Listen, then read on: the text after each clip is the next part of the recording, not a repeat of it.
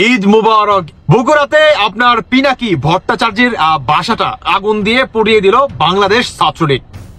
এ কি ঘটাই দিল, পিনাকির বাসা পোড়াই ফেললো। পিনাকির বাড়িতে আগুন, মুহূর্তে ভাইরাল। আমার মৃত্যু পরোয়ানা ঘোষিত হয়েছে, আগে শুনেন কেমনে।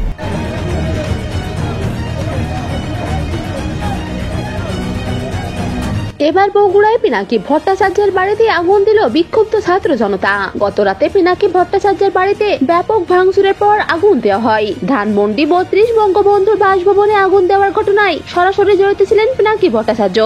32 নাম্বার রেনোভেট করার একমাত্র উপায় হইতেছে ওটারে বুলডোজার দেয়া ছাত্রাইয়া মাটির সাথে মিশা, ওটারে চিরদিনের জন্য জয় বাংলা। এই স্পর্ধার জবাব দেব আমরা ধানমন্ডি 32 নাম্বার গুড়িয়ে দিয়ে। শুধু বঙ্গবন্ধুর বাড়িতে আগুন নয়, সারা বাংলাদেশ থেকে আওয়ামী লীগ নিশ্চিহ্ন করার ঘোষণাও দিয়েছিলেন তিনি। এরপর সারা দেশে আওয়ামী নেতা কর্মীদের বাড়িতে হামলা চালায় ছাত্র জনতার ব্যানারে থাকা শিবিরের নেতা কর্মীরা। এরপরই বিক্ষুব্ধ ছাত্র জনতা পিনাকি ভট্টাচার্যের বাড়িতে আগুন দিয়েছে। আমরা আহ্বান জানাচ্ছি সেনাবাহিনীকে সরে যেতে হবে এখান থেকে। আজ সেনাবাহিনী বুলডোজার আটকেছে।